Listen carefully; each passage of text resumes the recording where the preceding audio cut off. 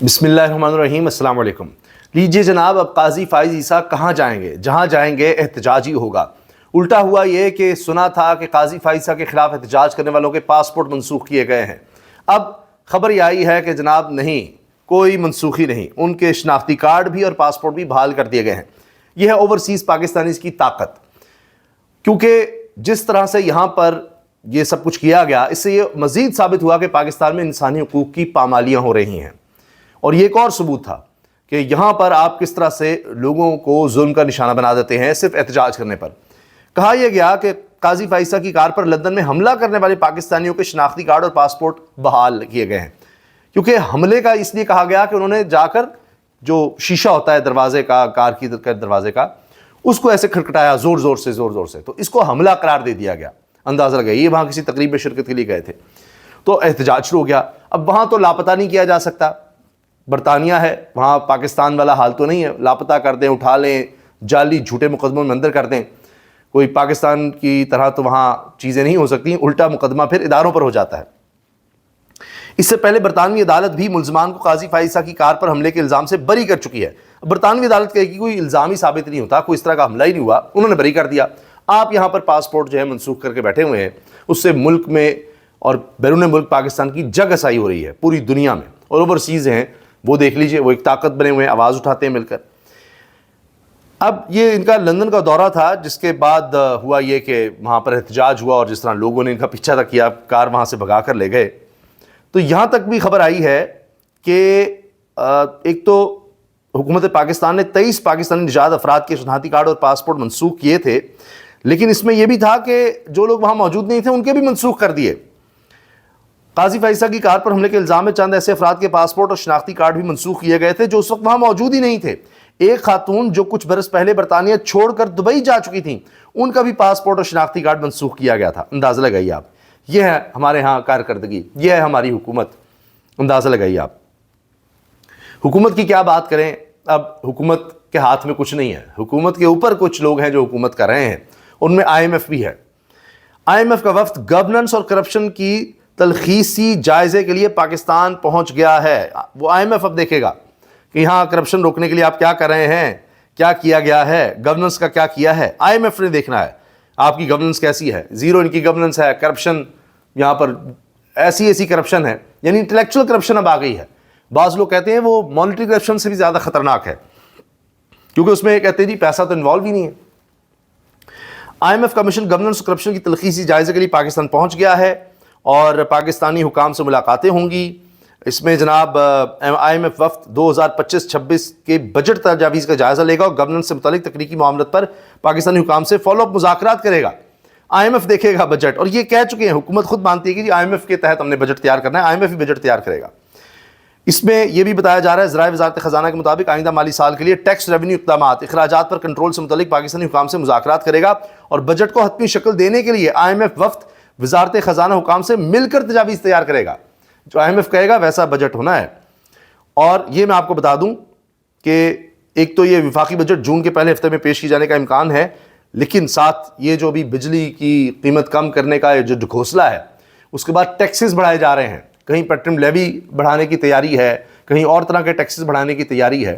تو یہ صرف ایک دھوکہ ہے لوگوں کے ساتھ، پیسے آپ سے مزید لیے جائیں گے، آپ دیکھ لیجئے گا، ابھی یہ بجٹ میں آپ کو پتہ لگ جائے گا، سارا کچھ نظر آ جائے گا۔ یہ دیکھیے پاکستان کا کیا حال ہو گیا ہے۔ یہ پاسپورٹ منسوخی کر رہے تھے نا، دنیا کے 200 ممالک میں سے سب سے برے جو پاسپورٹ ہیں ان میں پاکستان 5ویں نمبر پر آ گیا، سب سے برے میں۔ تو جس طرح یہ حکومت چل رہی ہے، یہ اس کو اور اوپر لے آئیں گے۔ یہ ان کی کوشش یہی ہے کہ کوئی چیز رہ نہ جائے، ہم پہلے نمبر پر آ جائیں، ہر بری فہرست میں ہم پہلے 5 میں ہیں، کہیں پہلے دوسرے تیسرے، چاہے وہ پولیو کے کیسز کو دیکھ لیں، آپ امن و امان کی صورتحال دیکھ لیں۔ اب دنیا بھر میں پاسپورٹ کی قدر کے حوالے سے عالمی پاسپورٹ کی فہرست جاری۔ آئرلینڈ دنیا کا طاقتور ترین پاسپورٹ رکھنے والا ملک قرار۔ طاقتور پاسپورٹ کی فہرست میں پاکستان کا نمبر 195واں، اور کمزور پاسپورٹ کی فہرست میں 5واں رہا، 5ویں نمبر پر جی کمزور ترین پاسپورٹ پر ہیں۔ تو اس سے پتہ لگا کہ 200 تقریباً شاید ممالک ہیں۔ اچھا، دنیا کے طاقتور ترین پاسپورٹ میں آئرلینڈ نمبر 1، پاکستان کا درجہ جو ہے وہ اتنا نیچے ہے۔ تعریف وہ جو آپ کا مخالف کرے جی۔ نجم سیٹھی صاحب کو سنیے وہ کیا کہہ رہے ہیں کہ عمران خان سے جہاں ملاقات ہوتی ہے وہاں سرگوشی بھی ریکارڈ کی جاتی ہے۔ اب یہ تو ویسے ہی انسانی حقوق کے خلاف ہے، قیدیوں کے لیے جو حقوق ہوتے ہیں ان کے بھی خلاف ہے۔ اس طرح سے جب ان کی ملاقات ہو رہی ہے اور آپ اس کو اس حد تک ریکارڈ کریں، یہ اب آپ دیکھ لیجئے، یہ بھی انٹرنیشنل قوانین کی خلاف ورزی ہے۔ کہتے ہیں وہاں 100 قسم کے کیمرے لگے ہوئے ہیں، عمران خان کبھی بھی ایسی بات نہیں کرے گا کہ جا کر معافی مانگ لو، اور جو لوگ باہر آ کر باتیں کرتے ہیں وہ کہانیاں بناتے ہیں۔ یہ جی نجم سیٹھی نے کہا ہے، اور یہ آپ سن بھی لیجئے یہ پورا کلپ۔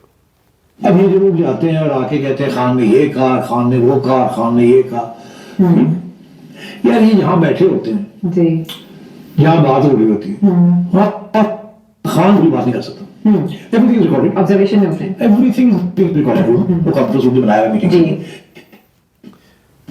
نجم سیٹھی بھی کہہ رہے ہیں کہ وہاں پر ہر چیز ریکارڈ کی جا رہی ہوتی ہے، ایک ایک چیز وہاں پر ریکارڈ ہو رہی ہوتی ہے، ویڈیو ریکارڈنگ الگ ہے، آڈیو پتہ نہیں کہاں کہاں انہوں نے کیا کیا مائک رکھے ہوئے ہیں۔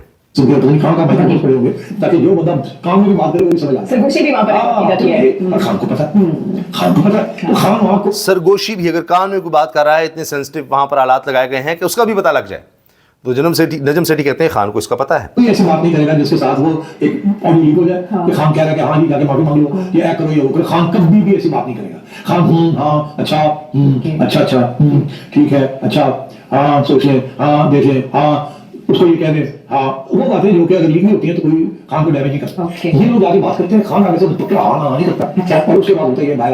یہ دیکھیے کہ وہ ایسی بات نہیں کرے گا کہ یہ باہر آ کر لیک کر دیں اور کچھ اس کو اس طرح سے بنا دیں، ویسے توڑ موڑ کے پتہ نہیں کیا کیا کیا جائے۔ اس سے پہلے عمران خان کی آڈیو لیک کی جا چکی ہے کورٹ میں، جب جیل کے اندر ہی جب کوئی بحث ہو رہی تھی، میرا خیال ہے بلکہ یقیناً وہ عدت والا کیس تھا، اس میں یہ بات ہوئی تھی۔ خیر اب یہ کہانیاں بنا کے، کیونکہ یہ پیغام جو یہ باتیں کرتے ہیں نا، یہ ایکچولی اسٹیبلشمنٹ کے لیے ہوتی ہے، کسی وجہ سے کم کر کے آ گئے۔ تو خان کوئی معافی نہیں مانگے گا کہ جی جا کے معافی مانگ لو فلاں کر لو، نجم سیٹھی صاحب کہہ رہے ہیں۔ پنڈی پولیس نے 50 سے زائد افغان باشندوں کو پکڑ لیا، کیمپ منتقل۔ میں نے آپ سے عرض کیا تھا کہ یہ آپریشن پورے ملک میں سٹارٹ ہو چکا ہے، جا کر شناخت کی جا رہی ہے، اور افغان باشندوں کو پکڑ کر کیمپ شفٹ کیا جائے گا، اور اس کے بعد ان کو پھر زبردستی بارڈر کے اس پار افغانستان بھیجا جائے گا۔ اس پر علی مین گنڈا پور اپنے تحفظات کا اظہار کر رہے ہیں، مسلسل کر رہے ہیں۔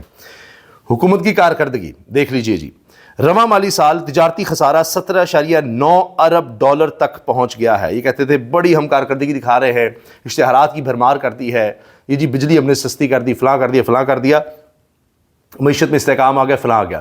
یہ میں آپ سے عرض کر رہا ہوں، یہ سارا کچھ جو انہوں نے بظاہر کریٹ کیا ہے نا، یہ آرٹیفیشل ہے۔ خاص طور پر اس طرح کی بات کہ جی 60 سال کی کم ترین سطح پر آ گئی ہے یہاں پر مہنگائی، تو 60 سال پہلے کی قیمتیں ذرا دیکھیے، اس وقت قوت خرید کے لحاظ سے آپ دیکھیے پاکستان کہاں پر کھڑا تھا، 60 سال پہلے کی کیا معاشی حالات تھے، اور آج کے آپ دیکھ لیجئے بڑے یہ ڈنکے بجا رہے جی ہم نے مہنگائی کنٹرول کر لی، مہنگائی کنٹرول کر لی۔ لوگوں کے پاس جہاں تک مہنگی چیز ہو چکی ہے، بھئی 250 روپے کا پیٹرول ہے، اس کے پیسے نہیں ہیں لوگوں کے پاس۔ آپ کہہ رہے جی بجلی سستی کر دی، اب بھی جو 40 روپے کا ریٹ ملے گا بقول آپ کے جی 35 کا، اس پہ ٹیکس ڈال کے پتہ نہیں کتنا 50 سے اوپر جائے گا، جو بھی ہوگا وہ بھی سکت ہی نہیں ہے لوگوں میں، روزگار ہے نہیں، بے روزگاری اتنی زیادہ ہے، غربت اتنی زیادہ ہے۔ جب ایک بندہ غریب ہے تو وہ سستی چیز بھی اس کے وہ مہنگی ہی لگے گی نا، اول تو سستی ہے نہیں۔ آپ جتنی پچھلے 3 سال میں مہنگائی کر چکے ہیں، یا اس کو روک بھی دیں، یہی ہے نا مہنگائی کی شرح جی کم ہو گئی ہے کہ جس طرح سے بڑھ رہی تھی ہم نے اس کو کنٹرول کر لیا۔ جہاں قیمتیں پہنچ چکی ہیں خوراک کی، روزمرہ اشیاء کی، تعلیم کے لیے، صحت کے لیے، ادویات کی قیمتیں آپ دیکھ لیں، وہی عام آدمی کی پہنچ سے باہر ہیں۔ یہ تو حالات ہو چکے ہیں، اور ان کے اعلانات آپ دیکھ لیجئے۔ بس اجازت دیجئے، اللہ حافظ۔